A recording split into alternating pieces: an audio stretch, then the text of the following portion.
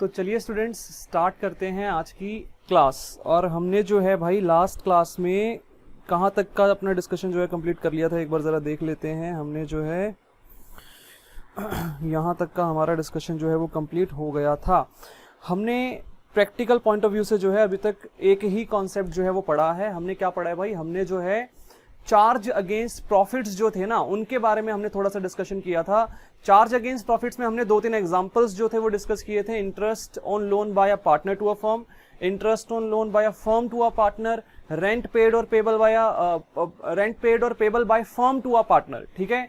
और उसके बाद हमने मैनेजर्स कमीशन, ठीक है। ये 4 टॉपिक्स जो है हमने अभी तक जो है वो डिस्कस किए। इनकी जर्नल एंट्रीज जो है हमने वो जो है पढ़ ली हैं। अब आगे क्या करना है भाई, आगे हमें आज डिस्कस करना है P&L एप्रोप्रिएशन अकाउंट क्या होता है और ये किस तरीके से बनाया जाता है। तो P&L एप्रोप्रिएशन अकाउंट के बारे में डिस्कशन स्टार्ट करने से पहले थोड़ा सा हम लोग क्या करेंगे भाई, थोड़ा सा हम लोग यहाँ पे बातों को समझेंगे पहले, ठीक है। उसके बाद हम लोग अपना डिस्कशन स्टार्ट करेंगे P&L एप्रोप्रिएशन अकाउंट का। बुक से रीडिंग लेंगे, ठीक है। बुक से रीडिंग बाद में लेंगे, पहले हम लोग अपना जो है डिस्कशन यहाँ पे समझ के चलेंगे, ठीक है। बातों को समझ के चलेंगे, फिर बुक से रीडिंग लेंगे और देन ये हमारा कॉन्सेप्ट कंप्लीटली जो है समझ में आ जाएगा हम लोगों को। तो देखो भाई ध्यान से, यहाँ पे कुछ बातें मैं आपके साथ करने वाला हूँ। क्या क्या बातें हम लोग करने वाले हैं यहाँ पे देखते हैं जरा। मैंने पिछली कुछ क्लासेस में आपके साथ डिस्कस किया था कि P&L एप्रोप्रिएशन अकाउंट क्या होता है।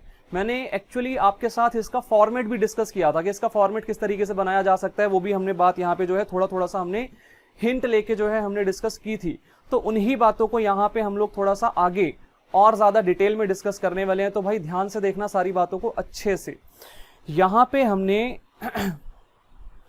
मैंने आपको जो बातें अभी तक बता रखी है मैं एक बार दोबारा डिस्कस करता हूं आपके साथ। हमने पढ़ा था कि भाई हमने ना P&L अकाउंट का फॉर्मेट देखा था, प्रॉफिट एंड लॉस अकाउंट।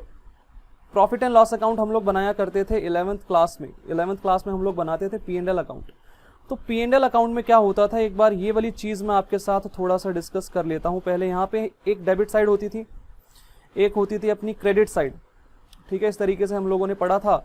और P&L अकाउंट में बेसिकली क्या होता था, यहाँ पे ना ग्रॉस प्रॉफिट जो हमारा ट्रेडिंग अकाउंट का ग्रॉस प्रॉफिट होता था वो यहाँ पे क्रॉस ट्रांसफर होके यहाँ पे आ जाता था क्रेडिट साइड पे, ठीक है। यहाँ पे आता था GP, ग्रॉस प्रॉफिट। और अगर ग्रॉस लॉस होता था तो वो आपका डेबिट साइड पे आपको यहाँ पे टू ग्रॉस लॉस नाम से आपको देखने को मिलता था। तो उसको हम लोग यहाँ पे नहीं लिख के चल रहे हैं, आप लोग समझ जाना बातों को कि भाई ग्रॉस लॉस अगर होगा तो वो डेबिट साइड पे क्रॉस ट्रांसफर होगा। तो यहाँ पे ग्रॉस प्रॉफिट हमारा क्रेडिट साइड पे हमें देखने को मिलता था। उसके बाद यहाँ पे हमारी इनकम्स आ जाती थी, सारी की सारी जितनी भी हमारी इनकम्स होती थी वो सारी की सारी इनकम्स यहाँ पे हमारी क्रेडिट साइड पे यहाँ पे आ जाती थी। जितनी भी टाइप्स की इनकम होती थी सारी की सारी इनकम यहाँ पे आ जाती थी। उसके बाद यहाँ पे कुछ इनडायरेक्ट एक्सपेंसेस आते थे, इनडायरेक्ट एक्सपेंसेस, ठीक है। तो मैं एब्रीविएशन यहाँ पे शॉर्ट में लिख के आपको बता रहा हूं कि इनडायरेक्ट एक्सपेंसेस यहाँ पे आ जाते थे। हमारे जितने भी इनडायरेक्ट एक्सपेंसेस होते थे हमने ऑलरेडी डिस्कस कर रखा है क्लास 11th में कि इनडायरेक्ट एक्सपेंसेस क्या होते हैं। अगर किसी बच्चे को नहीं पता तो भाई मुझे बता देना, मैं समझा दूंगा, ठीक है। और इतना सब कुछ करने के बाद GP, इनकम्स और इनडायरेक्ट एक्सपेंसेस को यहाँ पे लिखने के बाद हम इस खाते को बैलेंस करते थे, बैलेंसिंग फिगर निकालते थे। बैलेंसिंग फिगर यहाँ पे प्रॉफिट भी हो सकता था, लॉस भी हो सकता था। अगर ये वाली साइड का टोटल ज्यादा होगा, क्रेडिट साइड का टोटल ज्यादा होगा तो बैलेंसिंग फिगर आपकी यहाँ पे बचेगी, डेबिट साइड पे बैलेंसिंग फिगर बचेगी, मतलब क्रेडिट बैलेंस बचेगा आपका यहाँ पे। Excess of credit over debit, ठीक है। क्रेडिट साइड वाली आइटम्स ज्यादा होंगी, डेबिट साइड वाली आइटम्स छोटी होंगी, अमाउंट में कम होंगी मतलब। और आपका जो बैलेंसिंग फिगर होगा वो यहाँ पे बचेगा, डेबिट साइड पे निकल करके आएगा। इसको हम बोलते थे क्रेडिट बैलेंस। और ये हमारा क्या होता था, नेट प्रॉफिट होता था, ठीक है। नेट प्रॉफिट ये होता था, नेट प्रॉफिट। अल्टरनेटिवली अगर यहाँ पे बैलेंसिंग फिगर इस साइड पे बच जाएगा, क्रेडिट साइड पे, मतलब डेबिट बैलेंस अगर बच जाता है यहाँ पे, डेबिट साइड अगर ज्यादा होंगी, ये वाली आइटम्स ज्यादा होंगी, ये वाली आइटम्स कम होंगी, इधर वाली आइटम्स मतलब जो है वो कम होंगी, तो आपका बैलेंसिंग फिगर इधर बचेगा। तो ये जो बैलेंसिंग फिगर होगा इसको क्या बोलेंगे भाई, डेबिट बैलेंस बोलेंगे। ये हमारा नेट लॉस होगा, मतलब नेट प्रॉफिट या नेट लॉस में से कोई एक ही चीज होगी ना, या तो नेट प्रॉफिट निकलेगा या तो नेट लॉस निकलेगा, दोनों में से कुछ एक ही निकलेगा। तो इस तरीके से यहां तक हमने अपना जो डिस्कशन है वो करके रखा हुआ था। यहां तक की बात हमने पढ़ रखी है 11th क्लास में, मैंने कुछ भी नया नहीं पढ़ाया अब तक, ठीक है। 11th क्लास वाली जो चीजें थी उन्हीं को मैंने यहाँ पे जो है आपके सामने दोबारा से एक बार इलिस्ट्रेट किया है। इसके बाद अब हमें अपना 12th क्लास वाला डिस्कशन यहां से स्टार्ट करना है कि भाई 12th क्लास में P&L एप्रोप्रिएशन अकाउंट जो है वो कैसे बनता है। तो देखो भाई ध्यान से, मैंने पहले भी आपको पढ़ाया था, मैं दोबारा से एक बार वही चीजें आपको दोबारा से समझाने की कोशिश करूंगा। ध्यान से देखना, जहां पे P&L अकाउंट खत्म हो जाता है, ठीक है, ये जो P&L अकाउंट हमने बनाया ये यहाँ पे खत्म हो गया, ठीक है, इतना ही फॉर्मेट होता है इसका, ठीक है। आपने क्वेश्चंस भी किए थे 11th क्लास में, आपको पता होगा कि भाई P&L अकाउंट ऐसे ही बनता था। तो यहाँ पे P&L अकाउंट खत्म हो जाता है, और जहां पे P&L अकाउंट खत्म हो जाता है ना, वहीं से P&L एप्रोप्रिएशन अकाउंट स्टार्ट हो जाता है, ठीक है। तो इसका मतलब यहीं पे नीचे में जो है P&L एप्रोप्रिएशन अकाउंट का फॉर्मेट स्टार्ट कर दूंगा, P&L एप्रोप्रिएशन अकाउंट। यहां पे मैं शॉर्ट में लिख रहा हूं चीजें क्योंकि मैं समझा रहा हूं, ठीक है। अभी एब्रीवेशंस यूज कर रहा हूं क्योंकि ये सब रफ वर्क है, हम लोग समझ रहे हैं सब कुछ, ठीक है। तो इसीलिए आप लोग एब्रीवेशंस को यूज मत करना, जब भी कोई खाता बनाएंगे तो उसका पूरा नाम लिखेंगे हम लोग, ठीक है। Profit and loss appropriation account, हम लोग पूरा नाम ऊपर जो है उसका हेडिंग में लिखेंगे। तो P&L एप्रोप्रिएशन अकाउंट कैसे बनता है, तो देखो भाई ध्यान से, P&L अकाउंट का फॉर्मेट आपको पता है, यहां तक कोई दिक्कत नहीं है, ठीक है। ये हमने 11th क्लास में पढ़ा हुआ है, कोई दिक्कत नहीं होगी मुझे लगता है किसी भी बच्चे को। तो इस ही फॉर्मेट को आगे कंटिन्यू करना है। कैसे कंटिन्यू करना है भाई, देखो ध्यान से देखना। अगर यहां पे मेरा नेट प्रॉफिट होगा तो ये क्रॉस ट्रांसफर होके यहां पे आ जाएगा। P&L एप्रोप्रिएशन अकाउंट में ये क्या हो जाएगा, क्रॉस ट्रांसफर होके आ जाएगा, ठीक है। अगर नेट लॉस होगा तो वो यहां पे आ जाएगा क्रॉस ट्रांसफर होके, ठीक है। अब देखो नेट प्रॉफिट या नेट लॉस में से कोई एक ही आइटम होगी ना, या तो नेट प्रॉफिट होगा P&L अकाउंट में, या तो नेट लॉस होगा। तो अगर नेट प्रॉफिट होगा तो आप लोग उसको क्रॉस ट्रांसफर कर देना P&L एप्रोप्रिएशन अकाउंट में, वो आपको क्रेडिट साइड पे मिल जाएगा, ठीक है। क्रेडिट साइड पे वो ट्रांसफर हो जाएगा, मतलब मैं आपको एक बार दोबारा बताता हूँ, यहां से यहां पे आ जाएगा ये, ठीक है। अगर नेट लॉस होगा तो वो क्रॉस ट्रांसफर होकर अपोजिट साइड पे इधर की तरफ आ जाएगा, ठीक है। यहां तक की बात क्लियर है भाई। तो P&L एप्रोप्रिएशन अकाउंट में जो सबसे पहली आइटम आएगी वो क्या आएगी भाई, नेट प्रॉफिट। नेट प्रॉफिट की एंट्री कहां पे होनी चाहिए, तो भाई यहां पे होनी चाहिए, by profit and loss account के नाम से होती है ये एंट्री, ठीक है। बाय प्रॉफिट, मैं शॉर्ट में लिख देता हूं अभी, ठीक है, एब्रीवेशन यूज कर लेता हूं, टाइम सेव हो जाएगा थोड़ा। तो यहां पे P&L अकाउंट के नाम से जो है अमाउंट आ जाएगा नेट प्रॉफिट का। भाई देखो, जिस खाते से एंट्री ट्रांसफर होती है ना, उस खाते का नाम आता है, ठीक है। ये जो एंट्री नेट प्रॉफिट की जो एंट्री है ये क्रॉस ट्रांसफर होगी यहां से यहां पे, लेकिन नाम कौन से वाले खाते का आएगा भाई, जिस अकाउंट से एंट्री ट्रांसफर हो रही है उस अकाउंट का नाम आएगा। मतलब यहां पे हम क्या लिखेंगे, by profit and loss account, ना कि बाय नेट प्रॉफिट, ठीक है। बाय नेट प्रॉफिट नहीं लिखेंगे, क्या लिखेंगे इसको, by profit and loss account लिखेंगे।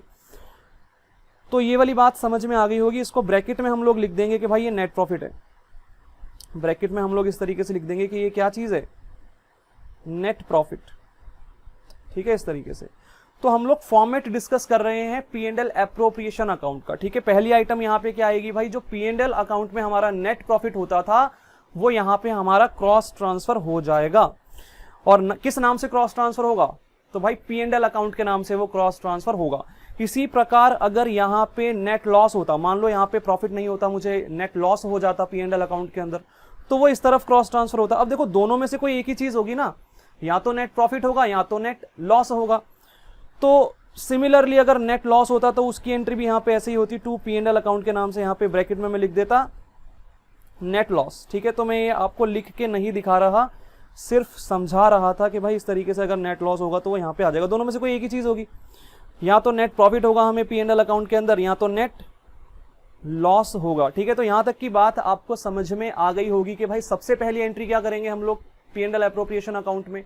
जब भी P&L एप्रोप्रिएशन अकाउंट बनाएंगे तो फर्स्ट एंट्री क्या होगी भाई, या तो नेट प्रॉफिट की होगी या तो नेट लॉस की होगी, ठीक है। दोनों में से कोई एक ही आइटम होगी ना हमारे पास, या तो नेट प्रॉफिट अवेलेबल होगा या तो नेट लॉस अवेलेबल होगा हमारे पास यहाँ पे। तो इस तरीके से यहाँ पे नेट प्रॉफिट या नेट लॉस की एंट्री मैंने आपको समझा दिया कि भाई कहां कहां पे वो जाएगी P&L एप्रोप्रिएशन अकाउंट के अंदर। अब इसके बाद आगे क्या होगा, तो आगे यहाँ पे ना क्रेडिट साइड पे एक और एंट्री आती है P&L एप्रोप्रिएशन अकाउंट के अंदर। क्रेडिट साइड पे एक और एंट्री आती है जो कि होता है हमारा इंटरेस्ट ऑन ड्रॉइंग। तो मैं शॉर्ट में लिखूंगा इंटरेस्ट ऑन ड्रॉइंग, लेकिन आप लोग एब्रीवेशंस का यूज मत करना, ठीक है। अब ये क्या चीज है भाई, इंटरेस्ट ऑन ड्रॉइंग क्या होता है, तो सुनो भाई ध्यान से। पार्टनर्स जो होते हैं वो फर्म से पैसा ड्रॉ कर लेते हैं, विड्रॉ कर लेते हैं, ठीक है, ड्रॉइंग कर लेते हैं, पैसा निकाल लेते हैं फर्म में से। तो जब पार्टनर फर्म में से पैसा निकाल लेंगे, ड्रॉइंग कर लेंगे, तो फर्म जो है वो पार्टनर से क्या करेगी, उस ड्राइंग के ऊपर ब्याज चार्ज करेगी, इंटरेस्ट चार्ज करेगी। बात को समझना ध्यान से, अगर एक पार्टनर फर्म को लोन देता है तो फर्म पार्टनर को ब्याज देती है कि नहीं देती? हाँ भाई देती है, ठीक है। In the absence of partnership deed जो है 6% पर एनम का ब्याज दिया जाता है फर्म के द्वारा पार्टनर को। पार्टनरशिप डीड नहीं होती है तब भी दिया जाता है ब्याज, ठीक है, अगर एक पार्टनर फर्म को लोन देता है। फिर हमने पढ़ा था अगर फर्म पार्टनर को लोन देती है, उल्टा वाला सिस्टम, ठीक है, अगर फर्म पार्टनर को लोन देती है तो उस केस में क्या होता था भाई, उस केस में क्या होता था, अगर फर्म पार्टनर को लोन दे रही है तो उस केस में अगर डीड नहीं बनी है तो इंटरेस्ट चार्ज नहीं किया जाएगा। डीड नहीं बनी है तो पार्टनर से इंटरेस्ट चार्ज नहीं करेगी फर्म, ठीक है। अब एक बात समझना, ड्राइंग क्या होता है?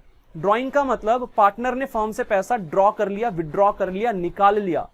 क्या मैं ऐसा नहीं बोल सकता कि ये लोन ही है एक तरीके से? बात को समझना, क्योंकि यहां पे बच्चे क्या होंगे ना, कंफ्यूज हो जाएंगे, ड्राइंग और लोन एक जैसा ही तो है, तो अलग अलग क्यों फिर टर्म्स को यूज कर रहे हैं, इसको भी लोन बोल दो। तो नहीं भाई, ड्राइंग और लोन में ना एक डिफरेंस है। लोन जो है उसको रीपे करना ही पड़ेगा। पार्टनर ने अगर फर्म से लोन लिया है ना तो वो लोन को चुकाना पड़ेगा, उसे वापस देना पड़ेगा। जबकि ड्राइंग क्या होती है भाई, ड्राइंग का मतलब विड्रॉल ऑफ कैपिटल। हमने कैपिटल में से पैसा निकाल लिया, हमें उसको वापस लौटाना नहीं है, हमें फर्म को वो पैसा वापस नहीं करना, ठीक है। दोनों में डिफरेंस समझ में आ रहा है? तो ड्राइंग और लोन दोनों अलग अलग चीजें हैं। Interest on loan by firm to partner हमने अलग से पढ़ लिया था पहले, अब हम इंटरेस्ट ऑन ड्राइंग की बात कर रहे हैं और ये एक अलग चीज है। आपको समझ में आ रहा होगा कि भाई ड्राइंग और लोन दोनों के दोनों जो कॉन्सेप्ट्स हैं वो अलग अलग कॉन्सेप्ट्स हैं।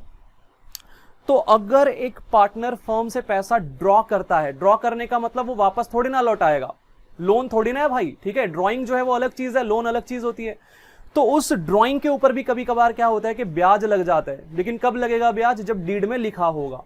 इन the absence of partnership deed, firm जो है वो पार्टनर से इंटरेस्ट ऑन ड्राइंग चार्ज नहीं कर सकती। ध्यान देना इस बात पे, in the absence of partnership deed, अगर डीड नहीं बना रखी है तो फर्म पार्टनर से इंटरेस्ट ऑन ड्राइंग चार्ज नहीं कर सकती।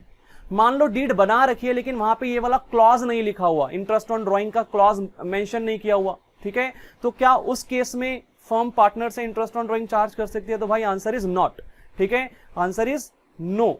तो भाई इसका मतलब अगर डीड नहीं बना रखी है तो फर्म पार्टनर से इंटरेस्ट ऑन ड्राइंग चार्ज नहीं कर सकती। डीड बना रखी है बट ये वाला क्लॉज एब्सेंस है, ये वाला क्लॉज वहां पे नहीं लिखा हुआ हमने, ठीक है। इंटरेस्ट ऑन ड्राइंग जो है ये वाला क्लॉज मेंशन नहीं किया हमने डीड के अंदर, तो क्या उस केस में फर्म पार्टनर से इंटरेस्ट ऑन ड्राइंग चार्ज कर सकती है? तो भाई उस केस में भी फर्म जो है वो पार्टनर से इंटरेस्ट ऑन ड्राइंग चार्ज नहीं कर सकती। मतलब यहां पे क्रक्स क्या निकला, कंक्लूजन क्या निकला? कंक्लूजन ये निकला कि एक फर्म अपने पार्टनर से इंटरेस्ट ऑन ड्राइंग सिर्फ तब चार्ज कर सकती है जब उसने डीड में ऐसा लिखा हो। डीड में अगर मेंशन्ड है कि फर्म जो है वो पार्टनर से इंटरेस्ट ऑन ड्राइंग चार्ज कर सकती है, रेट भी दिया होगा फिर तो वहां पे, ठीक है ना, 5%, 6%, जो भी रेट होगा कि भाई इतना परसेंट जो है इंटरेस्ट ऑन ड्राइंग चार्ज किया जाएगा। तो अगर ऐसा लिखा हुआ है डीड में तभी चार्ज किया जाएगा इंटरेस्ट ऑन ड्राइंग। क्लियर है यहां तक की बात? अगली बात, ये इंटरेस्ट ऑन ड्राइंग जो है ये तो फर्म के लिए इनकम हुई कि नहीं हुई, ध्यान से सोचो इस बात को। इंटरेस्ट ऑन ड्राइंग, फर्म जो है वो पार्टनर से पैसा चार्ज करेगी, मतलब फर्म के पास पैसा आएगा या जाएगा? भाई पैसा आएगा, इसका मतलब फर्म के लिए ये इनकम है। और इनकम्स को हम कहां पे लिखेंगे भाई? क्रेडिट साइड पे लिखेंगे ना। तो इसी वजह से इसको मैंने क्रेडिट साइड पे लिखा है यहाँ पे, ठीक है। ये वाली बात आपको समझ में आ रही होगी कि हमने इसको क्रेडिट साइड पे क्यों रिकॉर्ड किया, क्योंकि भाई ये इनकम है फर्म के लिए, ठीक है। तो अगर नेट प्रॉफिट होगा तो वो यहाँ पे क्रॉस ट्रांसफर होगा, अगर इंटरेस्ट ऑन ड्राइंग रिसीव हो रहा है फर्म को तो वो यहाँ पे आ जाएगा, ठीक है। क्वेश्चन में आपको मेंशन होगा कि इंटरेस्ट ऑन ड्राइंग रिसीव हो रहा है या नहीं हो रहा, वो हम क्वेश्चन पे जाएंगे तब देखेंगे। अभी आपको ऊपर ऊपर से मैं जो है बातें समझा रहा हूँ, ठीक है। ऊपर ऊपर से जब तक समझ नहीं आएंगी बातें, सीधा क्वेश्चन पे जाके कोई फायदा नहीं है, आपको बातें समझ में नहीं आएंगी फिर, ठीक है। इसलिए ऊपर ऊपर से थोड़ा सा हम लोग कॉन्सेप्ट बिल्डिंग करेंगे, उसके बाद हम क्वेश्चन पे जाएंगे, बातों को 100% वहां पे जाके हम लोग समझ लेंगे, ठीक है। अभी हम 60 to 70% बातों को अपना समझने की कोशिश जो है वो यहाँ पे कर रहे हैं। तो भाई क्रेडिट साइड पे ना इसके अलावा और कोई भी चीज नहीं आएगी P&L एप्रोप्रिएशन अकाउंट के अंदर, ध्यान से देख लेना। क्रेडिट साइड पे बस यही दो चीजें आती हैं। अगर नेट प्रॉफिट हुआ था तो वो नेट प्रॉफिट यहाँ पे आ जाएगा बाय P&L अकाउंट के नाम से। नेट लॉस अगर होगा तो वो फिर डेबिट साइड पे आएगा, टू P&L अकाउंट के नाम से यहाँ पे आएगा, ब्रैकेट में लिख देंगे नेट लॉस, ठीक है। दोनों में से कोई एक ही चीज होगी, या तो नेट प्रॉफिट होगा या तो नेट लॉस होगा। और क्रेडिट साइड पे एक और आइटम आ सकती है, वो क्या है भाई, इंटरेस्ट ऑन ड्राइंग। ठीक है, इंटरेस्ट ऑन ड्राइंग जो है वो फर्म पार्टनर से तभी चार्ज कर सकती है जब डीड में मेंशन्ड हो। अगर डीड में मेंशन्ड नहीं है तो कोई भी फर्म अपने पार्टनर से इंटरेस्ट ऑन ड्राइंग चार्ज नहीं कर सकती। और ड्राइंग में और लोन में ना डिफरेंस होता है, मैंने बताया था। ठीक है, लोन जो होता है, अगर पार्टनर ने फर्म से लोन लिया है तो उसको वो रीपे करना ही पड़ेगा। ठीक है, वहां पे रीपेमेंट करनी पड़ेगी उसको। बट ड्राइंग में ऐसा नहीं है। ड्राइंग का मतलब पैसा निकाल के ले गए, विड्रॉल ऑफ कैपिटल। ठीक है, तो इसमें हमको रीपेमेंट करने की कोई लायबिलिटी नहीं है हमारी, हमें फर्म को ये पैसा वापस जो है वो नहीं लौटाना होगा। ठीक है, ड्राइंग का मतलब हमने कैपिटल में से पैसा विड्रॉ कर लिया। तो दोनों में जो डिफरेंस है वो मैंने आपको एक्सप्लेन किया यहाँ पे। क्रेडिट साइड पे इन दो चीजों के अलावा कुछ भी नहीं आएगा। ठीक है, अभी के लिए हम क्या पढ़ रहे हैं कि क्रेडिट साइड पे इन दो चीजों के अलावा 99% केसेस में क्रेडिट साइड पे इन दो चीजों के अलावा कुछ भी नहीं आएगा। एक आध आइटम अगर एक्स्ट्रा कुछ होगी तो मैं आपको पढ़ा दूंगा धीरे धीरे, जैसे हम चैप्टर में आगे बढ़ेंगे तो सारी चीजों को हम समझ लेंगे। अगली बात कि भाई डेबिट साइड पे क्या क्या आएगा। क्रेडिट साइड का तो डिस्कशन हो गया भाई, दो ही चीजें आएंगी यहाँ पे। ठीक है, डेबिट साइड पे क्या क्या आएगा भाई, तो डेबिट साइड पे ना सारे के सारे एप्रोप्रिएशंस आएंगे। अब क्या होगा, देखो मान लो यहाँ पे मेरा 1 लाख रुपए का मुझे नेट प्रॉफिट हुआ। मान लेते हैं कि 1 लाख रुपए का मुझे नेट प्रॉफिट हुआ, मुझे 50,000 रुपए का जो है पार्टनर्स से इंटरेस्ट ऑन ड्राइंग रिसीव हो गया। पार्टनर्स ने ड्राइंग की थी तो फर्म ने क्या किया, फर्म ने इंटरेस्ट चार्ज कर लिया, डीड में लिखा हुआ था ऐसा। ठीक है, तो 50,000 रुपीज मान लेते हैं कि मुझे जो है इंटरेस्ट ऑन ड्राइंग रिसीव हो गया। तो मेरे पास टोटल कितना पैसा अवेलेबल है, अब 1.5 लाख रुपए अवेलेबल है मेरे पास। ठीक है, 1.5 लाख रुपए मेरे पास अवेलेबल है। इस 1.5 लाख को हम एप्रोप्रिएट करेंगे। एप्रोप्रिएट करने का मतलब होता है डिस्ट्रीब्यूट करना, बांटना। ठीक है, पार्टनर्स में इसका बंटवारा करेंगे। कैसे करेंगे बंटवारा भाई, अगर किसी पार्टनर को हमने सैलरी देनी है, डीड में लिखा हुआ है। ठीक है, फॉर एग्जांपल XYZ 3 पार्टनर्स हैं, डीड में लिखा है कि X को जो है वो सैलरी दी जाएगी, तो उसको सैलरी दी जाएगी इस पैसे में से। ऐसा लिखा हुआ है कि Y को कमीशन दी जाएगी, तो कमीशन क्या है, वो भी एप्रोप्रिएशन ऑफ प्रॉफिट है। प्रॉफिट होगा तो हम पार्टनर को जो है कमीशन देंगे। ठीक है, डीड में लिखा हुआ है कि भाई किसी पार्टनर को जो है कोई और रेम्युनरेशन ले लो यार, सैलरी, कमीशन। ठीक है, और क्या होता है, रेम्युनरेशन में ही सब आता है। ठीक है, सैलरी, कमीशन एक्सेट्रा, ये सब चीजें आती है। ठीक है, और कोई नाम यहाँ पे हमने नहीं देखा था। और इंटरेस्ट ऑन कैपिटल, ठीक है, ये मैं भूल गया था, इंटरेस्ट ऑन कैपिटल। अगर हमने डीड में लिखा है कि हम पार्टनर्स को इंटरेस्ट ऑन कैपिटल पे करेंगे तो वो भी हम इसी पैसे में से पे करेंगे। इंटरेस्ट ऑन कैपिटल भी क्या होता है, एप्रोप्रिएशन ऑफ प्रॉफिट होता है। ठीक है, प्रॉफिट में से हम लोग जो है पैसा निकाल के पार्टनर्स को दे देंगे। और इस तरीके से एक और आइटम यहाँ पे पड़ी थी हमने, ट्रांसफर टू रिजर्व्स। ठीक है, रिजर्व्स में पैसा ट्रांसफर कर देना। तो ये जो 1.5 लाख रुपए है, इसका यूज कहां कहां पे होगा, इसमें से पैसा कहां कहां पे हम लोग जो है यूटिलाइज करेंगे। तो पार्टनर्स को अगर रेम्युनरेशन देनी है वहां पे ये पैसा यूटिलाइज होगा। पार्टनर्स को अगर इंटरेस्ट ऑन कैपिटल देना है वहां पे ये पैसा यूटिलाइज होगा। हमने अगर जो है ट्रांसफर टू रिजर्व करना है, रिजर्व में पैसा ट्रांसफर करना है, वहां पे ये यूटिलाइज होगा। ठीक है, तो ये सब क्या है हमारा, ये सब है हमारा एप्रोप्रिएशन ऑफ प्रॉफिट। ठीक है, तो डेबिट साइड पे हमारे पास क्या क्या आएगा, डेबिट साइड पे हमारे पास यही सब चीजें आएंगी, एप्रोप्रिएशंस आएंगे सारे के सारे।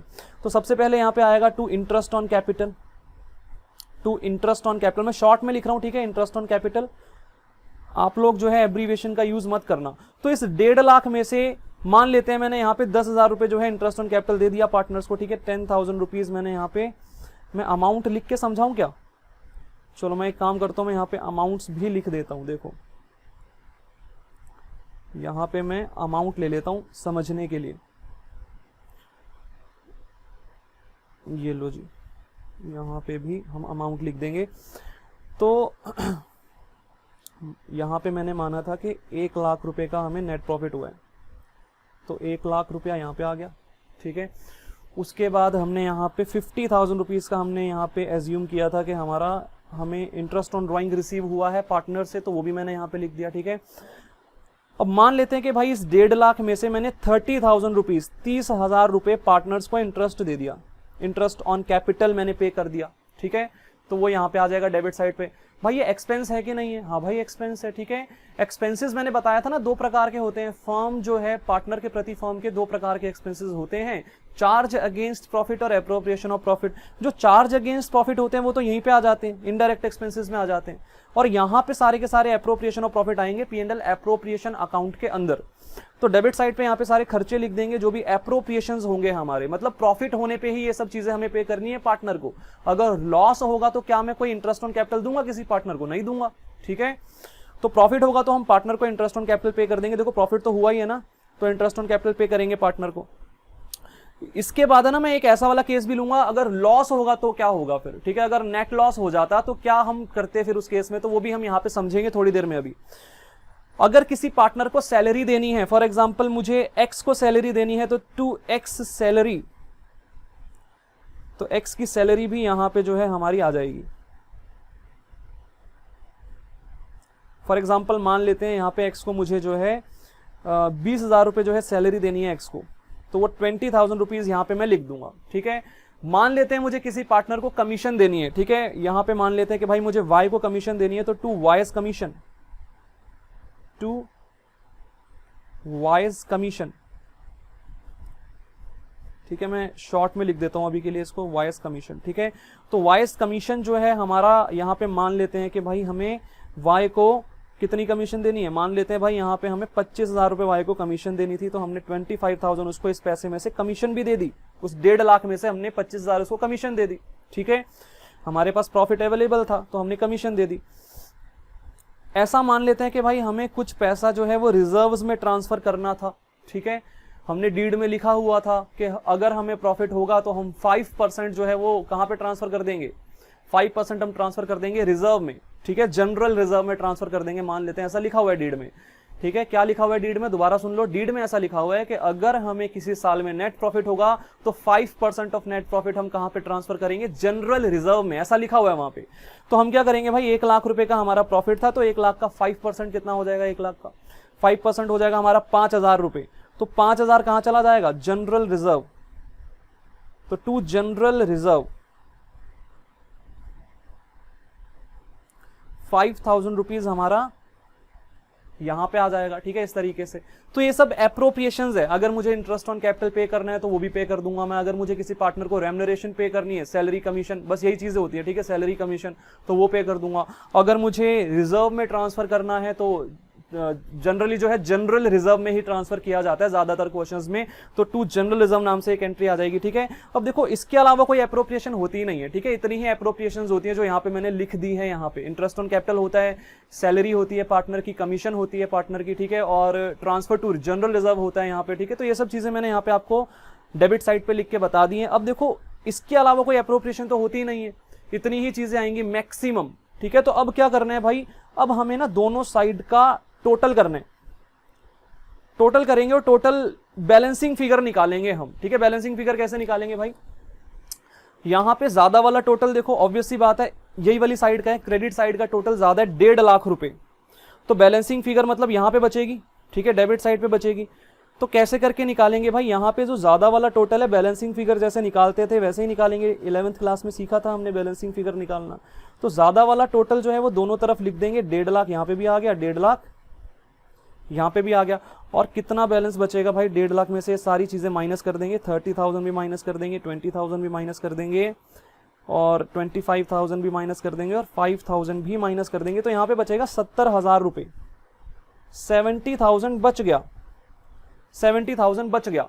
अब ये जो बच गया ना यहां पे, इसको बोलते हैं डिस्ट्रीब्यूटेबल प्रॉफिट, समझना बात को, क्या बोलेंगे इसको, डिविजिबल प्रॉफिट बोल दो या डिस्ट्रीब्यूटेबल प्रॉफिट, डिविजिबल प्रॉफिट भी बोलते हैं इसको, बात को समझना। अगर मैं कभी पूछूं कि डिविजिबल प्रॉफिट क्या होता है, तो भाई तो बैलेंसिंग फिगर जो बचता है वो डिविजिबल प्रॉफिट होता है, ऑब्वियस सी बात, ठीक है। सारे के सारे एप्रोप्रिएशंस पे करने के बाद जो प्रॉफिट बच जाता है, बचा हुआ प्रॉफिट, सारे एप्रोप्रिएशन पे करने के बाद जो प्रॉफिट बच जाता है उसको क्या बोलेंगे, उसको बोलेंगे डिविजिबल प्रॉफिट, ठीक है। तो ये हमारा डिविजिबल प्रॉफिट या फिर डिस्ट्रीब्यूटेबल प्रॉफिट भी बोलते हैं इसको, ठीक है। मैं यहां पे लिख देता हूं डिस्ट्रीब्यूटेबल प्रॉफिट, डिस्ट्रीब्यूटेबल प्रॉफिट, ठीक है। तो अब इसका करना क्या है भाई, इस डिविजिबल प्रॉफिट का करना क्या है हमें, जो बैलेंसिंग फिगर बच जाएगी उसका करना क्या है भाई। तो भाई उसका क्या करना है, मान लो 3 पार्टनर है XYZ, ठीक है, और उनकी प्रॉफिट शेयरिंग रेशो है 1:1:1, ठीक है, इक्वल है मतलब, ठीक है, 1:1:1, 1:1:1। तो तीनों पार्टनर्स में जो है उनकी प्रॉफिट शेयरिंग रेशो में मैं इस डिविजिबल प्रॉफिट को बांट दूंगा। देखो नाम क्या है इसका, डिविजिबल प्रॉफिट, इसका मतलब ये डिवाइड हो जाएगा पार्टनर्स के बीच में, बट जाएगा, किस रेशो में बट जाएगा, भाई उनकी जो भी प्रॉफिट शेयरिंग रेशो आपको क्वेश्चन में मेंशन्ड होगी उस रेशो में बढ़ जाएगा। और अगर प्रॉफिट शेयरिंग रेशो नहीं बता रखी तो फिर क्या मानेंगे, इक्वल मानेंगे ना। In the absence of partnership deed क्या प्रॉफिट शेयरिंग रेशो मानी जाती है पार्टनर्स की, भाई इक्वल मानी जाती है, हमने पढ़ा था, ठीक है। तो इक्वल रेशो में जो है ये बट जाएगा, तो यहां पे लिखेंगे टू प्रॉफिट ट्रांसफर्ड टू, इस तरीके से यहां पे लिखेंगे टू प्रॉफिट ट्रांसफर्ड टू। अब 3 पार्टनर है तो यहां पे लिखेंगे एक्स कैपिटल अकाउंट, मैं अभी एब्रीवेशन यूज कर रहा हूं, सॉरी, वाइज कैपिटल अकाउंट, जेड्स कैपिटल अकाउंट, ठीक है। अब ये थोड़ा सा फॉर्मेट थोड़ा और लंबा कर देता हूं यार, मैं इस 1.5 लाख को थोड़ा नीचे लिख देता हूं, मैं 70,000 को भी थोड़ा नीचे लिख दूंगा, यहां से मिटा देता हूं मैं।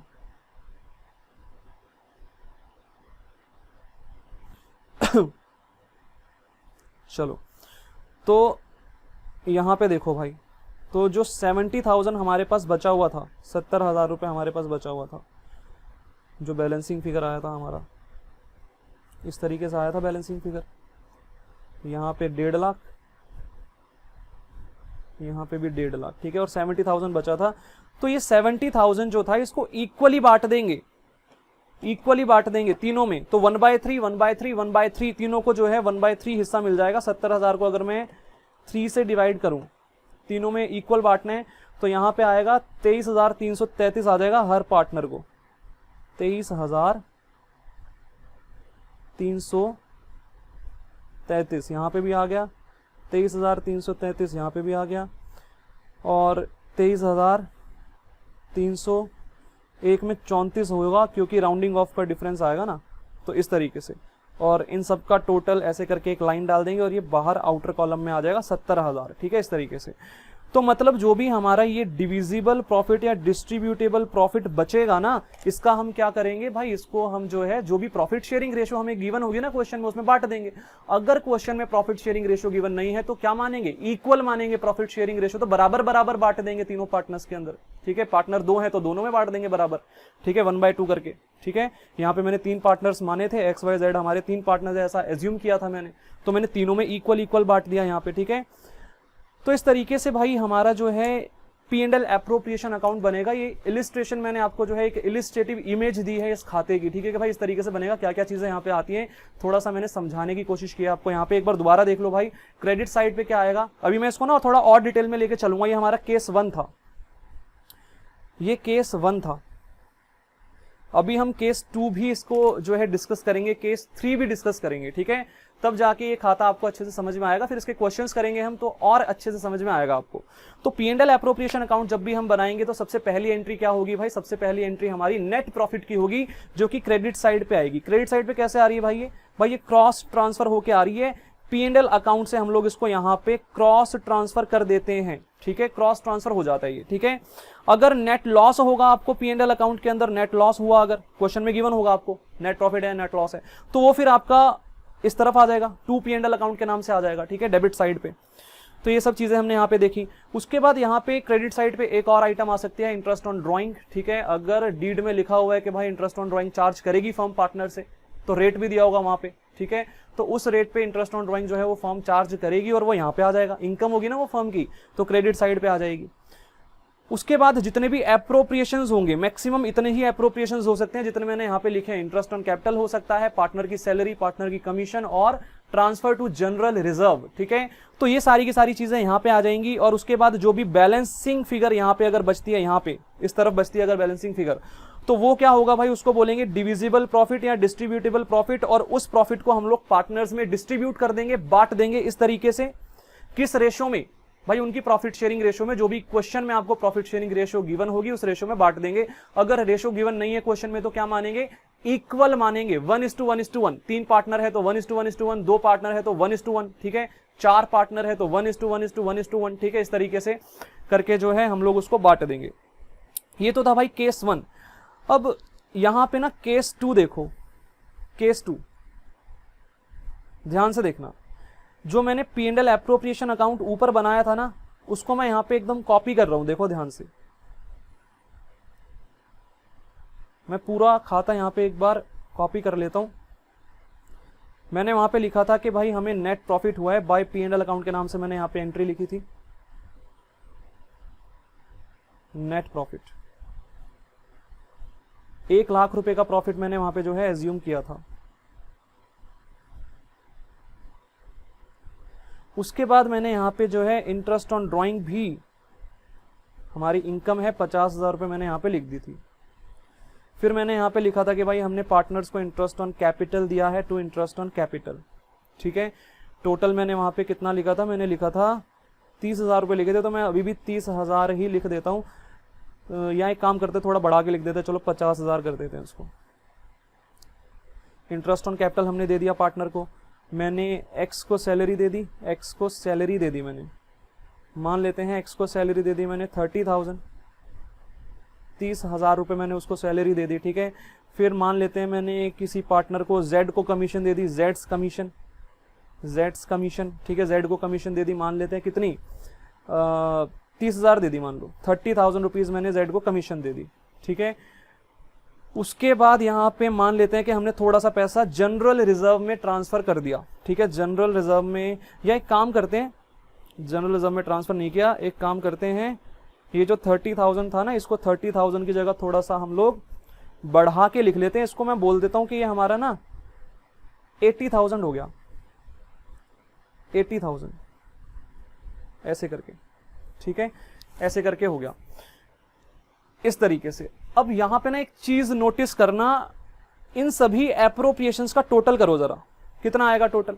भाई ये आएगा हमारा, ये आएगा 50,000, 30,000 और 80,000, 1,60,000, 1,60,000 रुपए मेरा जो है टोटल आया एप्रोप्रिएशंस का। सारी की सारी एप्रोप्रिएशंस का टोटल किया मैंने, कितना आया 1,60,000। जबकि मेरे पास जो पैसा अवेलेबल था वो कितना था, बांटने के लिए जो पैसा अवेलेबल था वो कितना था भाई, 1.5 लाख रुपए अवेलेबल था। तो क्या ऐसा हो सकता है कि पैसा हमारे पास कम पड़ा है और हम ज्यादा पैसा बांट दें? क्या ये पॉसिबल है? सोच के देखो।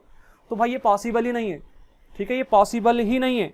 अगर ऐसा केस आएगा तो क्या करेंगे, मतलब अगर ऐसा केस आ गया कि जो हमारे पास अवेलेबल प्रॉफिट है, इसको क्या बोलते हैं, अवेलेबल प्रॉफिट, इस साइड का जो टोटल होगा क्रेडिट साइड का, क्या बोलेंगे उसको, अवेलेबल प्रॉफिट।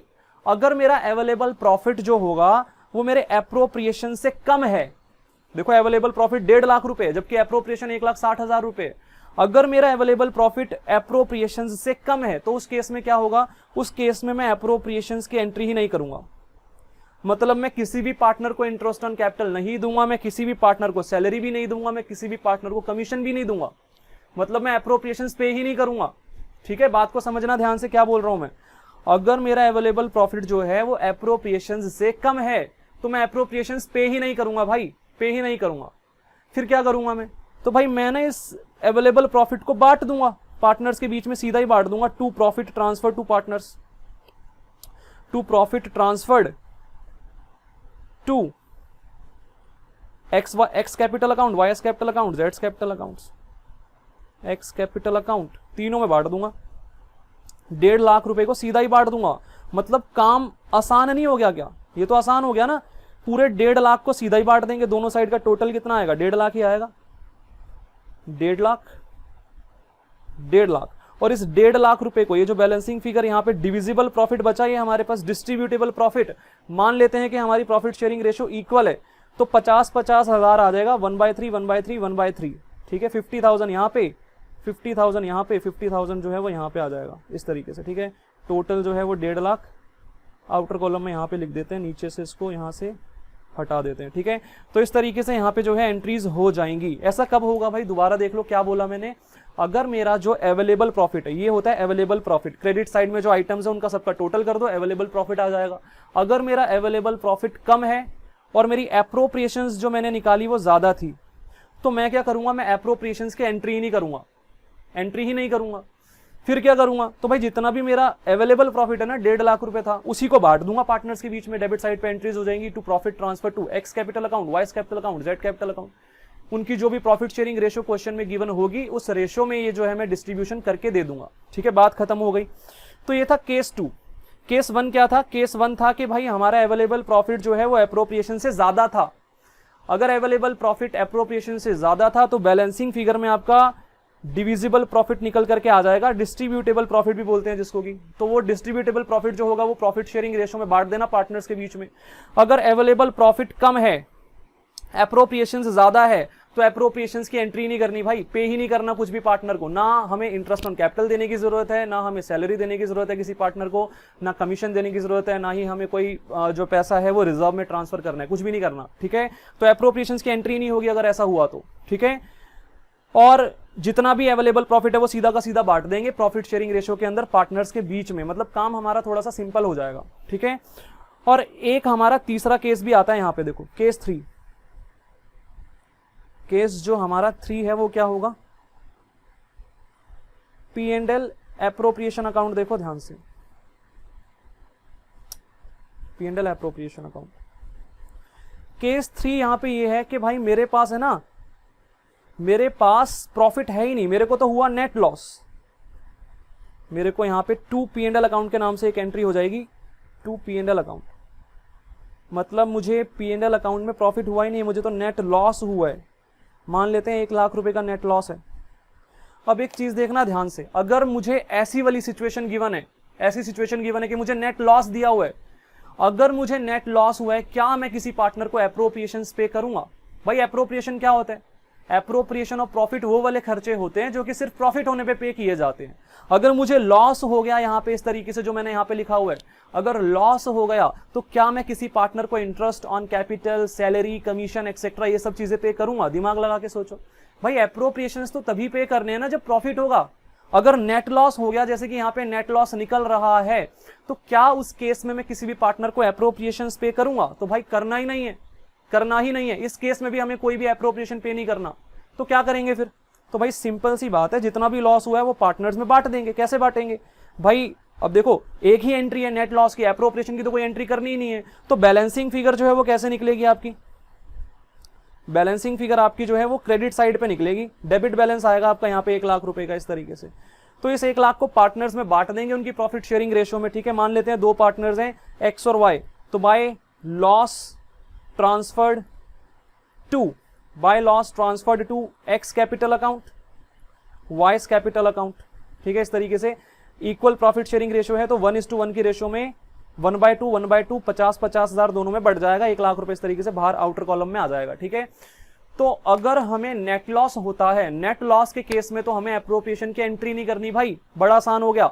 एप्रोप्रिएशन की एंट्री नहीं करनी, सीधा वो पूरा का पूरा नेट लॉस उठाओ, उसकी बैलेंसिंग फिगर निकालो मतलब, और उसको जो है पार्टनर्स में उनकी प्रॉफिट शेयरिंग रेशियो में बांट डालो, ठीक है। बात ही खत्म हो गई। तो ये 3 ही केस हैं जो आपके सामने आ सकते हैं, इसके अलावा कोई भी केस है ही नहीं, ठीक है। तो सिंप्लिसिटी से मैंने जो है तीनों के तीनों केसेस आपके सामने थोड़ा सा 60 to 70% आपको अंडरस्टैंडिंग हो जाए इतना मैंने आपको समझा दिया। बाकी क्वेश्चन करने से 100% अंडरस्टैंडिंग जो है वो आपको हो जाएगी। एक बार दोबारा से सारी बातों को जो है क्लब करते हैं, समझते हैं कि हमारा क्रक्स क्या निकला भाई इन सब बातों का। तो देखो भाई ध्यान से, P&L appropriation account, P&L account का एक एक्सटेंशन है। देखो जहां पे P&L अकाउंट खत्म होता है, सारी बातों को क्लब कर रहा हूं, ध्यान से सुनना, सारी बातें बहुत इंपॉर्टेंट बातें हैं। जहां पे P&L अकाउंट खत्म होता है वहां पे P&L एप्रोप्रिएशन अकाउंट स्टार्ट हो जाता है।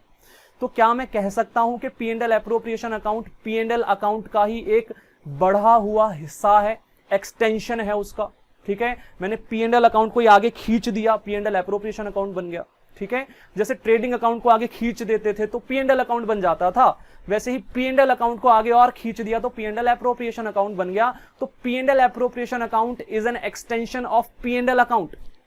Profit and loss appropriation account is an extension of profit and loss account. इन सब बातों को लिख देता हूं, चलो ध्यान से देखो, नोटिंग करते हैं। अब यहां पे आ जाओ, देखो यहां पे कुछ पॉइंट वाइज नोटिंग करेंगे, इंपॉर्टेंट नोटिंग्स करेंगे हम P&L एप्रोप्रिएशन अकाउंट के रिलेशन में। तो हेडिंग डालेंगे ऊपर इंपॉर्टेंट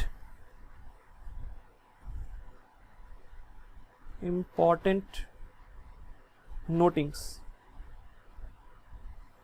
अरे यार यहां पे आ जाओ, चलो important notings related to P&L appropriation account. आप लोग एब्रीविएशन का यूज मत करना, ठीक है, आप लोग इसको पूरा लिखना। Important notings related to P&L appropriation account. पहला पॉइंट यहां पे डालेंगे भाई, पहला पॉइंट यहां पे लिखो, क्या लिखना है भाई? पहला पॉइंट हमें यहां पे ये लिखना है कि P&L appropriation account is an extension of P and L account.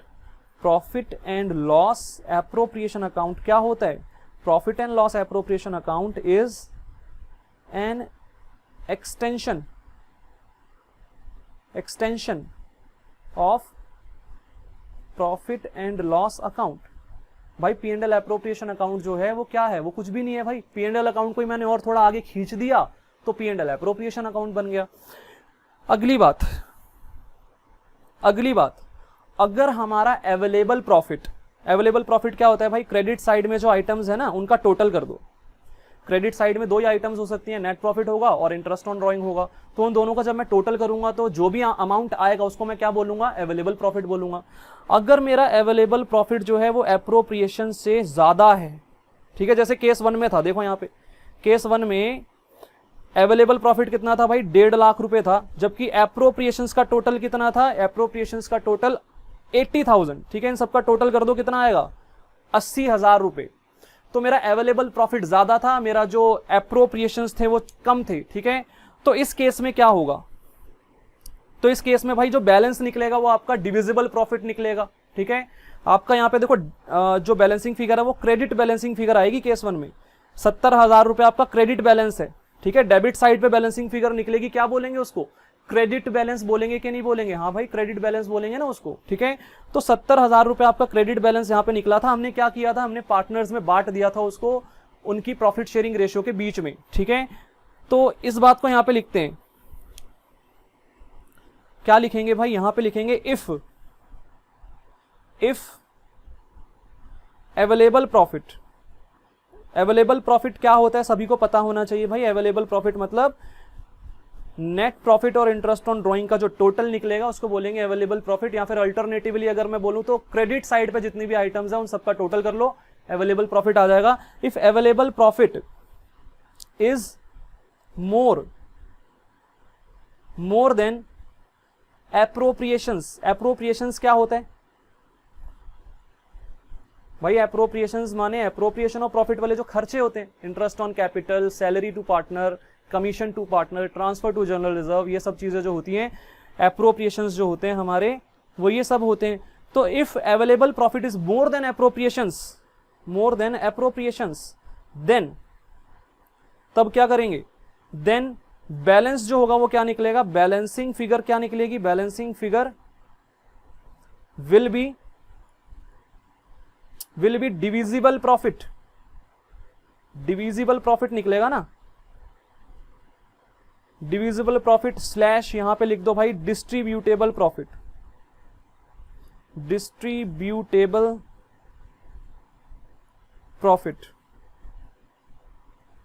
तो भाई अगर अवेलेबल प्रॉफिट ज्यादा है हमारा एप्रोप्रिएशंस से, तो उस केस में जो बैलेंसिंग फिगर होगा वो आपका डिविजिबल प्रॉफिट निकलेगा। और वो जो डिविजिबल प्रॉफिट होगा उसका हम क्या करते हैं? पार्टनर्स के बीच में बांट देते हैं उनकी प्रॉफिट शेयरिंग रेशियो में। Balance figure will be divisible profit और distributable profit, and that will B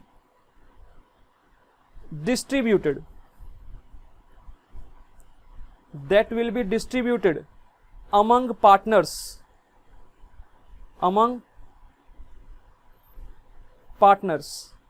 in their profit sharing ratio. आप लोग एब्रीवेशन का यूज मत करना, मैं फटाफट जो है जल्दी में करने के चक्कर में जो है एब्रीवेशन यूज कर रहा हूं, आप लोग इसको पूरा लिखना, ठीक है। तो अगर अवेलेबल प्रॉफिट ज्यादा है एप्रोप्रिएशन से, तो उस केस में जो हमारा बैलेंसिंग फिगर होगा वो क्या निकलेगा भाई? वो निकलेगा डिविजिबल प्रॉफिट, जो कि आपका डेबिट साइड पे बैलेंस बचेगा, उसको क्रेडिट बैलेंस बोलते हैं ना। डेबिट साइड पे बैलेंसिंग फिगर आएगी, क्रेडिट बैलेंस बोलते हैं उसको। जैसे यहाँ पे केस 1 में 70,000 निकला था हमारा, ठीक है, क्रेडिट बैलेंस था ये, ठीक है।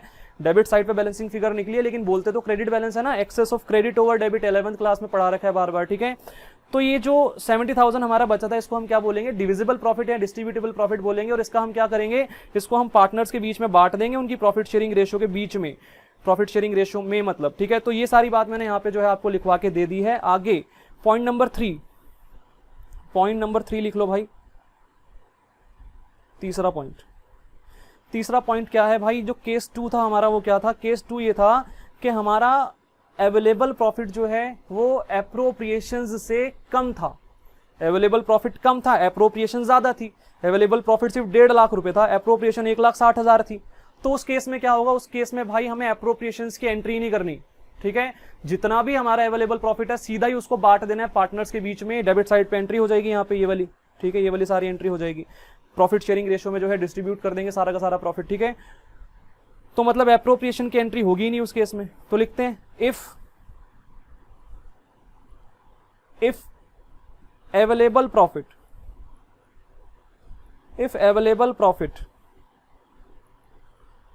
is less than appropriations,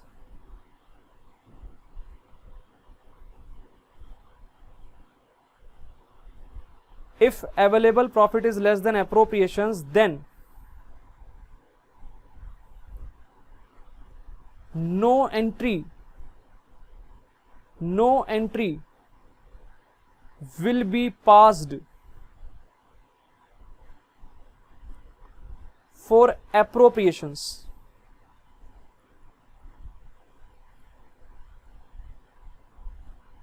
सबसे इंपॉर्टेंट बात क्या है कि no entry will be passed for appropriations. Appropriations की कोई एंट्री ही पास नहीं होगी, ठीक है।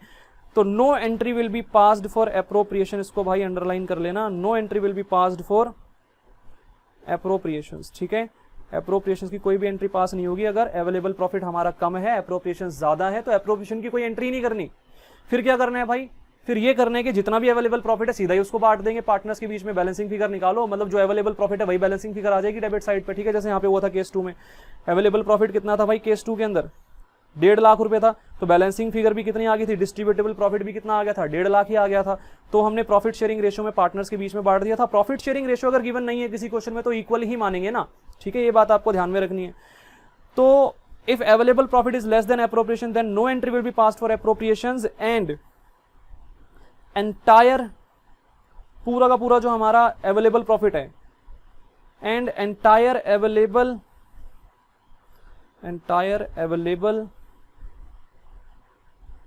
Profit will be treated as distributable profit या divisible profit, will be treated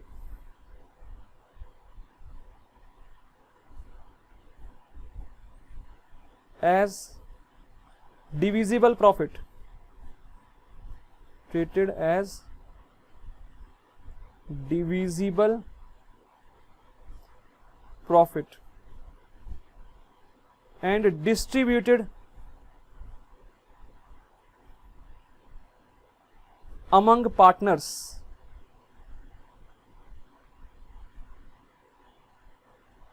in their profit sharing ratio, ठीक है। तो जो भी उनकी प्रॉफिट शेयरिंग रेशो होगी उस रेशो में हम जो है वो पूरा का पूरा अवेलेबल प्रॉफिट जो होगा उसको बांट देंगे, ठीक है। केस 3 हमने यहां पे क्या पढ़ा था, केस 3 हमने यहां पे ये पढ़ा था कि जो हमारा नेट लॉस हो जाता है अगर हमको, ठीक है। अगर हमें नेट प्रॉफिट नहीं होता, नेट लॉस हो जाता है, तो नेट लॉस के केस में भी भाई क्या करना है, कोई एप्रोप्रिएशन की एंट्री नहीं करनी। भाई लॉस होता है तो एप्रोप्रिएशन थोड़ी ना पे करेंगे। एप्रोप्रिएशन ऑफ प्रॉफिट तो वो वाले खर्चे होते हैं जो कि सिर्फ प्रॉफिट होने पे किए जाते हैं।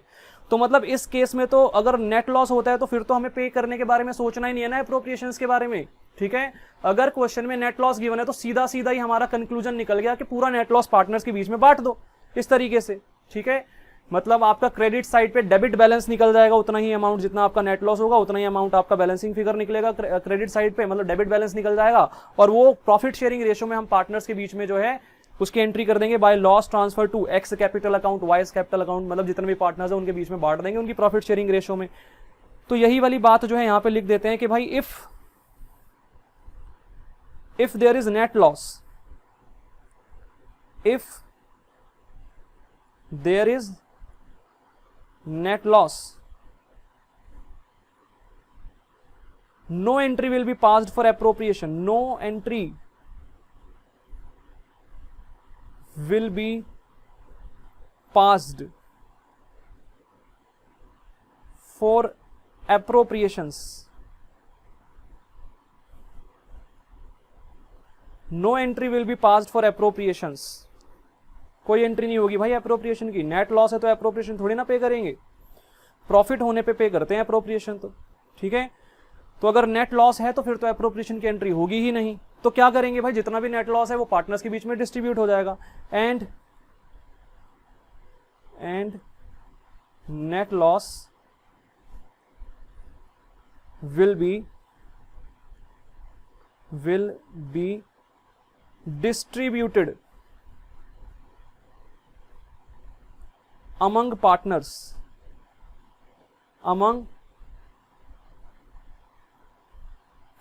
ठीक है। तो जो नेट लॉस है वो पार्टनर्स के बीच में डिस्ट्रीब्यूट कर दिया जाएगा, जैसे कि मैंने यहां पे आपको केस 3 में करके दिखाया था। जो भी उनकी प्रॉफिट शेयरिंग रेशियो होगी उस रेशियो में डिस्ट्रीब्यूट कर देंगे। यहां पे लिख लेते हैं among partners in their profit sharing ratio, in their profit sharing ratio, ठीक है। अगर प्रॉफिट शेयरिंग रेशियो गिवन नहीं है किसी भी केस में तो क्या मानेंगे, इक्वल मान के चलेंगे, ठीक है।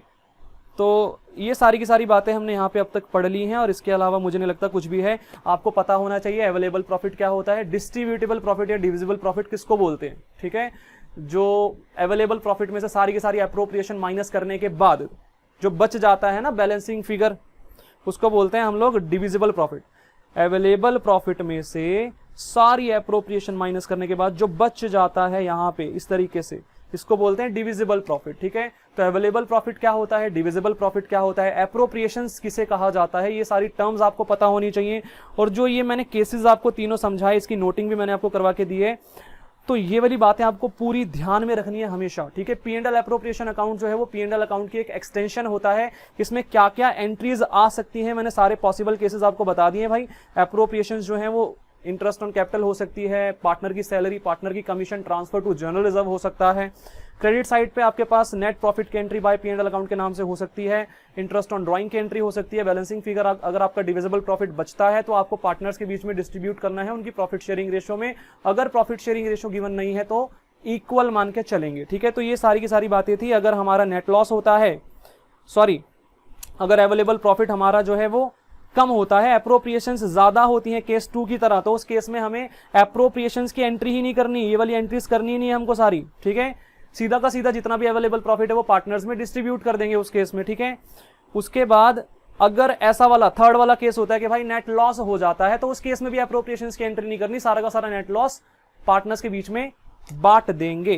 तो ये सारी की सारी बात है ना आपकी बुक में भी लिखी हुई है, एक बार मैं आपको रीड करवा देता हूं। देखो यहां से ध्यान से। कितनी देर की क्लास होगी भाई आपकी? चलो ये इतना कवर करते हैं और फिर आज की छुट्टी कर देंगे, ठीक है भाई। तो आज की क्लास यहीं पे खत्म कर देंगे। इसको पहले रीड कर लेते हैं एक बार, देखते हैं यहाँ पे क्या क्या बातें हैं। अ partnership firm like a proprietorship firm prepare trading account, profit and loss account and balance sheet. वो कह रहा है कि भाई एक पार्टनरशिप फर्म भी ना प्रोप्राइटरशिप फर्म की तरह ट्रेडिंग P&L अकाउंट भी बनाती है और बैलेंस शीट भी बनाती है, ठीक है। हम लोग 11वीं क्लास में पढ़ते थे कि जो प्रोप्राइटरशिप के खाते होते हैं, सोल प्रोप्राइटर के खाते होते हैं, वहां पे फाइनल अकाउंट्स के अंदर क्या क्या चीजें बनती हैं, तो वहां पे ट्रेडिंग अकाउंट, P&L अकाउंट और बैलेंस शीट बनता था। तो वही चीज यहाँ पे लिखी है, वो कह रहा है पार्टनरशिप में भी ये सब बनता है, ठीक है। A partnership firm like proprietorship firm prepare trading account, P&L account and balance sheet. In addition a partnership firm prepare P&L appropriation account. वो कह रहा है भाई ये सब तो बनता ही बनता है, इसके साथ इन एडिशन जो है P&L अप्रोप्रिएशन अकाउंट भी यहाँ पे एक्स्ट्रा बनता है। मतलब जहां पे P&L अकाउंट खत्म हो जाता था उसके बाद P&L अप्रोप्रिएशन अकाउंट यहाँ पे बना करेगा, तो एक एक्स्ट्रा चीज इनके फाइनल अकाउंट्स के अंदर हमें देखने को मिलेगी पार्टनरशिप फर्म्स के फाइनल अकाउंट्स के अंदर, ठीक है। तो in addition a partnership firm prepare P&L appropriation account to which net profit और net loss as per P&L account is transferred to appropriate it as per the agreement among the partners. वो कह रहा है भाई जो P&L appropriation account बनेगा ना, उसमें P&L अकाउंट का जो भी नेट प्रॉफिट होगा या फिर जो नेट लॉस होगा उसको क्रॉस ट्रांसफर कर दिया जाएगा, और अगर नेट प्रॉफिट होगा तो उसको पार्टनर्स के बीच में अप्रोप्रिएट कर दिया जाएगा, बांट दिया जाएगा, ठीक है, जो अभी मैंने समझाया था। दिस अकाउंट, अरे यार कहां गया, यहां पे ये लो जी। This account is an extension of P&L account. भाई ये P&L अकाउंट की ही एक एक्सटेंशन है। And is credited with the amount of net profit. भाई जो नेट प्रॉफिट होता है वो इसमें क्रेडिट साइड पे आ जाता है, हमने पढ़ा था अभी। और debited with the amount of net loss, अगर नेट लॉस होता है तो वो डेबिट साइड पे आ जाता है यहाँ पे, ठीक है। Transferred from P and L account, P and L account में से क्रॉस ट्रांसफर कर देते हैं, ठीक है, मैंने समझाया था। It is credited with the amount of interest on drawing, भाई क्रेडिट साइड पे एक और आइटम भी आती है, इंटरेस्ट ऑन ड्रॉइंग, ठीक है, मतलब नेट प्रॉफिट भी आ सकता है, इंटरेस्ट ऑन ड्रॉइंग भी आ सकता है क्रेडिट साइड पे ऑफ द पार्टनर, ठीक है। And debited with interest on capital of the partners salaries commission etcetera, मतलब डेबिट साइड पे एप्रोप्रिएशंस आएंगी, ठीक है। ये सब बातें यहाँ पे लिखी हैं, पढ़ के देखो एक बार। आगे यहाँ पे लिखा है भाई, if partner decide an amount is transfer to reserve, the balance profit is distributed between या फिर among the partners in their profit sharing ratio. वो कह रहा है यहाँ पे ना ट्रांसफर टू रिजर्व भी आ सकता है डेबिट साइड पे, और जो बैलेंस प्रॉफिट बच जाएगा उसको हम बोलेंगे डिविजिबल प्रॉफिट, देखो लिखा हुआ है ब्रैकेट में, है ना। सारे के सारे एप्रोप्रिएशंस डेबिट करने के बाद जो प्रॉफिट बच जाता है बैलेंसिंग फिगर, उसको क्या बोलते हैं, डिविजिबल प्रॉफिट। वो कह रहा है भाई उसको डिस्ट्रीब्यूट कर दिया जाएगा between the partners in their profit sharing ratio. आगे यहाँ पे लिखा हुआ है भाई, it should be noted that profit is appropriated up to the amount available for a distribution, that is divisible profit। वो कह रहा है भाई अगर हमारे पास अवेलेबल प्रॉफिट है तभी हम जो है क्या करेंगे, एप्रोप्रिएशंस की एंट्री करेंगे। अगर हमारा अवेलेबल प्रॉफिट कम है, एप्रोप्रिएशंस का अमाउंट ज्यादा है, तो फिर हम जो है एप्रोप्रिएशंस की एंट्री नहीं कर सकते। केस नंबर 2 जो मैंने पढ़ाया था ना, वो वाली बात यहाँ पे लिखी हुई है, ठीक है। आगे यहाँ पे लिखा हुआ है, thus if after transfer of net loss the credit of interest charged on drawings to P&L appropriation account, the balance is loss, appropriation is not made, sorry, ठीक है, not made। अब ये सारी की सारी बात क्या है ना, देखो इतना ज्यादा डिटेल में जो लिखा हुआ है वही सारी बात मैंने पढ़ा भी दिया आपको, ठीक है। तो कहने का मतलब उसका वही है, केस नंबर 2 और केस नंबर 3 को इस पैराग्राफ में उसने लिखा हुआ है।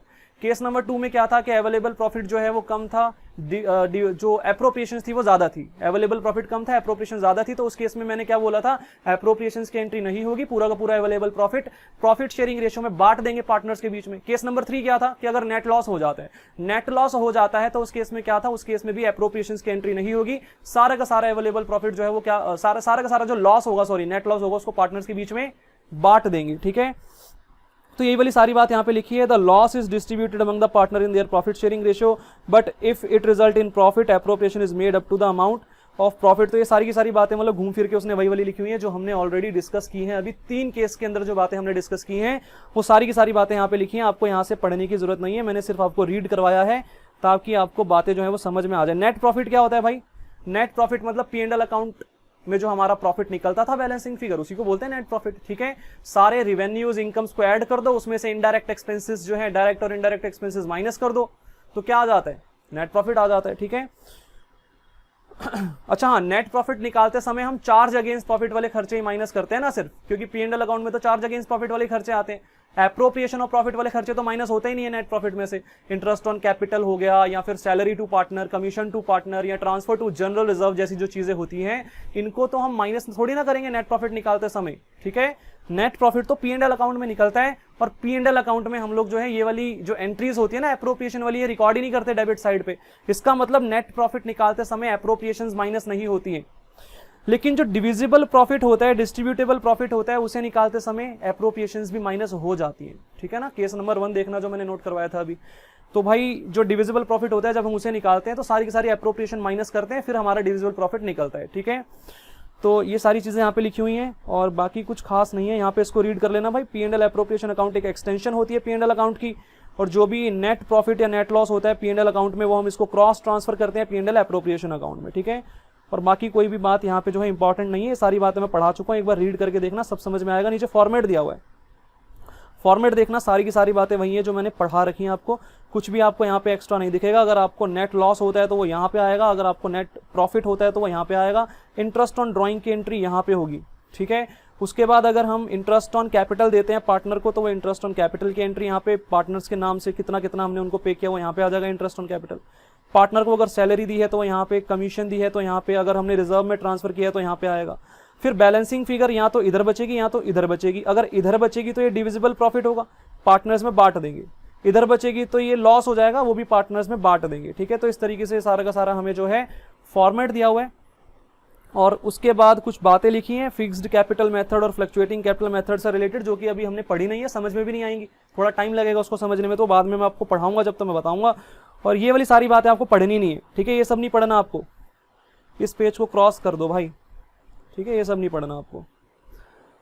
नेक्स्ट पेज पे फिर हमें जो है ये भी नहीं पढ़ना, ठीक है, ये सब भी नहीं पढ़ना हमको, और ये जो बातें हैं ये भी हमें नहीं पढ़नी, ठीक है।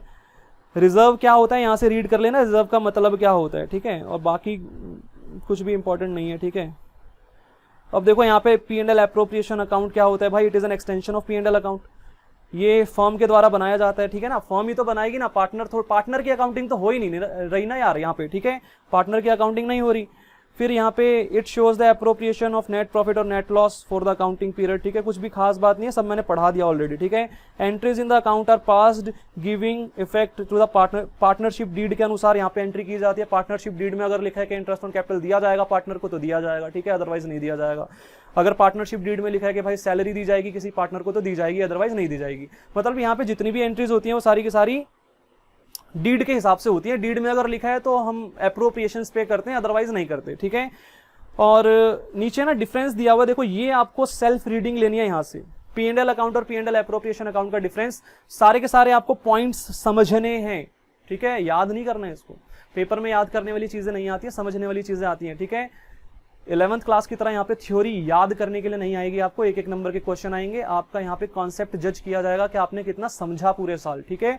यहाँ पे रट्टाफिकेशन टाइप जो है वो नहीं कर सकते आप, तो आपको हर पॉइंट को पढ़ के समझना है। अगर कोई पॉइंट आपको समझ में नहीं आता तो आपको मुझसे पूछना है, मैं नेक्स्ट क्लास में वो पॉइंट आपको जो है वो डिस्कस करके दूंगा, ये आपका होमवर्क है, ठीक है। उसके बाद इलिस्ट्रेशन नंबर 6 यहाँ पे आ जाता है, तो यहाँ से हमारा प्रैक्टिकल पोर्शन स्टार्ट हो जाएगा। अब नेक्स्ट क्लास में हमें काफी सारे क्वेश्चंस, बस क्वेश्चंस ही करने हैं अब, ठीक है, ये सारे क्वेश्चंस हैं, अब थ्योरी नहीं आएगी। अब तो मेरे ख्याल से भाई अगले काफी सारे क्वेश्चंस हैं यार, इलिस्ट्रेशन 10वां 11वां ये सब पढ़ा चुका हूं यार मैं, अब मुझे बस क्वेश्चन कराने हैं आपको। तो अब पता क्या होगा, इलिस्ट्रेशन नंबर 6 से लेके 11 तक बस क्वेश्चंस होंगे, अब 6 से लेके 11 तक। अब नेक्स्ट क्लासेस के अंदर बस क्वेश्चंस ही होने वाले हैं, ठीक है, थ्योरी हो गई सारी की सारी। अगर थ्योरी में किसी चीज में डाउट रह जाता है वो सारा का सारा क्वेश्चंस करके क्लियर हो जाएगा आपका, जितना पढ़ाया उसको अच्छे से रिवाइज करना है, सारे के सारे ये वाले 6 से लेके 11 तक जो क्वेश्चंस हैं, अगली मेरे ख्याल से 2 क्लासेस के अंदर मैं कोशिश करूंगा कि ये सारे क्वेश्चंस हमारे कवर हो जाएं, ठीक है, 6 से लेके 11 तक वाले जो क्वेश्चंस हैं, नेक्स्ट 2 क्लासेस के अंदर हम लोग इनको कवर कर लेंगे। और अब आगे जितना भी डिस्कशन होगा मोस्टली सब प्रैक्टिकल चलेगा, अब हम प्रैक्टिकल फ्लो में आ चुके हैं इस चैप्टर के अंदर, ठीक है। अब थ्योरी बहुत कम हो जाएगी, छोटी छोटी सी थ्योरी बीच बीच में आपको थोड़ी थोड़ी सी दिखेगी, ठीक है, एकदम थोड़ी थोड़ी सी, तो वो हम जो है वो तो फटाफट 5-5 10-10 मिनट की थ्योरी होगी, फटाफट में कवर हो जाएगी वो, ठीक है। बेसिकली जो मेन थ्योरी थी वो सारी कवर हो चुकी है प्रैक्टिकल ओरिएंटेड, और छोटा मोटा पोर्शन जो बचा हुआ है वो हम क्वेश्चंस कर करके जो है वो सारा का सारा हमारा कवर हो जाएगा। तो आज की क्लास यहीं पे खत्म करते हैं भाई। जितनी भी चीजें मैंने पढ़ाई हैं P&L एप्रोप्रिएशन अकाउंट से रिलेटेड, मैं उम्मीद करता हूँ समझ में आई होंगी। अच्छे से रिवाइज करना सारी चीजों को, थॉरोली रिवाइज करना, बुक से रीडिंग लेना जरूर सारी चीजों की, और अगर कुछ समझ में नहीं आता तो पूछना मुझसे, ठीक है। नेक्स्ट क्लास से हम लोग जो है इलिस्ट्रेशन स्टार्ट करेंगे, प्रैक्टिकल क्वेश्चन स्टार्ट करेंगे, और अब प्रैक्टिकल जर्नी अपनी स्टार्ट हो जाएगी इस चैप्टर के अंदर जो है, और काफी डिटेल में अब जो है क्वेश्चंस हम लोग करने वाले हैं, और सब कुछ समझ में आएगा, यकीन मानना, ठीक है। अगर अच्छे से पढ़ोगे सब कुछ समझ में आएगा, कुछ भी यहाँ पे रट्टा नहीं मारना पड़ेगा। तो आज की क्लास यहीं पे खत्म करते हैं भाई, tata bye bye see you, और ये हो गई खत्म।